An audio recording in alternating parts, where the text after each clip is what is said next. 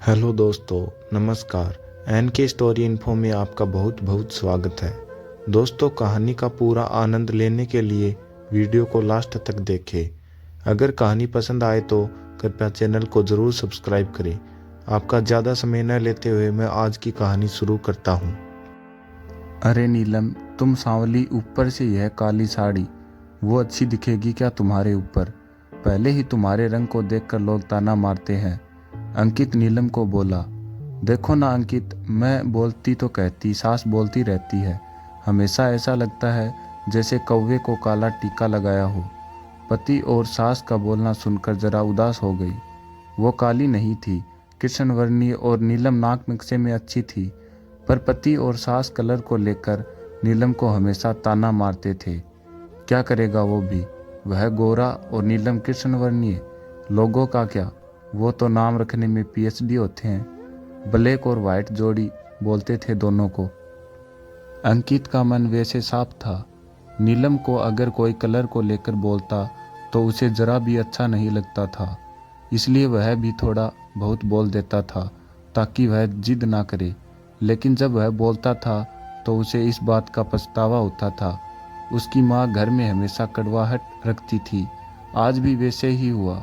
घर में उत्सव के माहौल में सुबह जब सास ने नीलम से बात की तो वह थोड़ी घबराई हुई थी। उसका चेहरा भी शांत था। अंकित वास्तव में खुद पर शर्मिंदा था।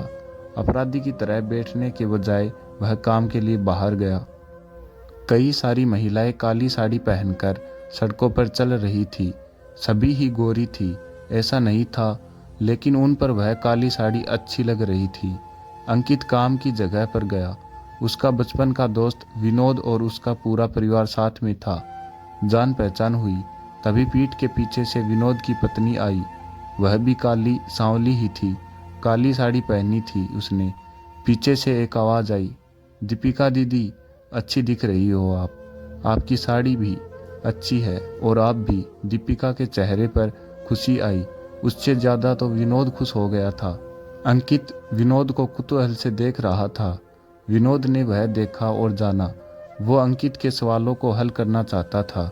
विनोद ने अंकित से सीधे ही पूछ लिया, पूछो, तुम्हारे मन में जो भी है, मैं तुम्हें उसका उत्तर देने के लिए तैयार हूँ। अंकित पहले से हड़बड़ाया, फिर वह बोलने लगा कि नहीं नहीं, ऐसा कुछ भी नहीं है। विनोद ने अंकित से कहा, तुम मुझे नहीं जानते कि मैं लोगों का मन कितने अच्छे से पढ़ सकता हूँ। तुम तो मेरे बचपन के मित्र हो। तुम्हारे मन की बात भला मुझसे कैसे छुपी रह सकती है। विनोद आगे बोला, चलो ठीक है, तुम्हारा सवाल भी मैं बता देता हूँ। तुम यही सोच रहे हो ना कि मेरी पत्नी जो रंग से काली है और आज उसने काली साड़ी पहन रखी है, फिर भी वह और मैं इतना खुश कैसे? अंकित सब कुछ शांति से सुन रहा था और कुछ भी बोल नहीं पा रहा था। विनोद बोला, काला रंग एक ऐसा रंग है जिसमें दुनिया का कोई भी रंग मिला दे वह कभी नहीं बदलता, यानी कि किसी और रंग की संगत में वह अपना अस्तित्व कभी नहीं छोड़ता। इसी प्रकार दीपिका भी दिल से एकदम उस कलर के जैसी है, कभी भी रंगीन ना होने वाली लड़की है। वह अपनी मर्जी से जिए, यही मुझे लगता है।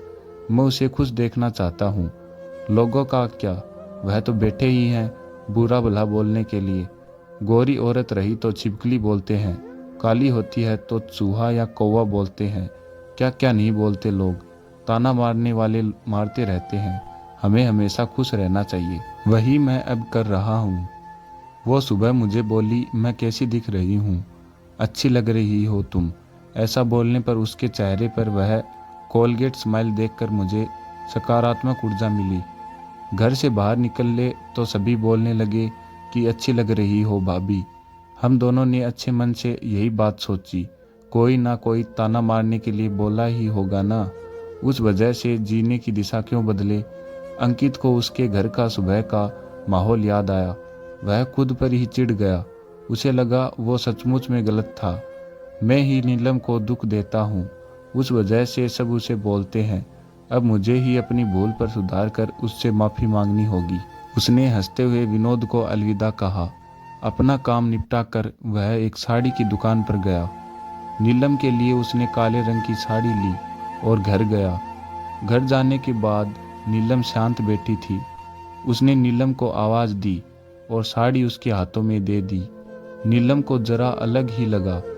उसने प्रश्नार्थक नज़रों से अंकित की ओर देखा। उसने बॉक्स खोलकर देखा तो काले रंग की साड़ी थी। नीलम, मैं लाया हूँ तुम्हारे लिए यह साड़ी, आज पहन के दिखाओ, कैसी दिखती हो तुम। अच्छी नहीं लगी तो बदल देंगे साड़ी को, देखने तो दो कैसी दिखती हो तुम इस रंग में। नीलम को जरा अच्छा लगा।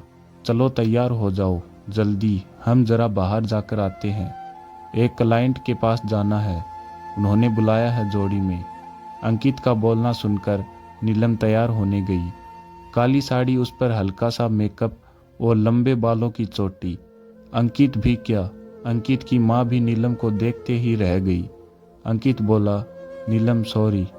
हाँ, अरे लोगों की बातों में आकर मैं तुम्हें हमेशा बोलता रहा और खरा सौंदर्य किसमें है यह मैं भूल गया था। रंग दो ही हैं, यह जानकर फिर जीना छोड़ दे क्या, अपनी खुद की पसंद छोड़ दे क्या। तुम्हें काली रंग की साड़ी पहनना बहुत अच्छा लगता था, पर मैं हमेशा तुम्हें टोकता रहा। अब मुझे समझ में आया, किसी भी रंग में रंगते वक्त मन साफ हो तो खूबसूरती निखरती है। तुम चाहती हो वैसे ही जियो, मैं कभी भी तुम्हें नहीं बोलूँगा। और हाँ, सचमुच सुंदर दिखती हो तुम, तुम्हारे रंग पर अच्छा खिलता है यह काला रंग। नीलम के चेहरे की लाली और भी ज़्यादा बढ़ गई। यह बात सुनकर शर्मा कर वह अंकित को बोली, क्या आप भी। अंकित ने नीलम को मुस्कुराता हुआ चेहरा देखा और उसके बदले हुए विचारों से अंकित खुश हुआ। मन ही मन में अंकित ने विनोद को धन्यवाद किया, क्योंकि यह परिवर्तन विनोद के शब्दों द्वारा हुआ था। खूबसूरत दिखने के लिए खूबसूरत दिखना जरूरी नहीं है, बल्कि खूबसूरत सोच होना जरूरी है। इंसान का अगर मन सुंदर है तो इससे कोई फर्क नहीं पड़ता कि वह किस रंग का हो। तो दोस्तों, आज की वीडियो में बस इतना ही। कहानी आपको कैसी लगी कमेंट बॉक्स में ज़रूर बताइएगा। अगर कहानी पसंद आई है तो चैनल को ज़रूर सब्सक्राइब करें और वीडियो को लाइक करें। तो दोस्तों, आपको फिर मिलता हूँ अगले वीडियो में। तब तक के लिए नमस्कार।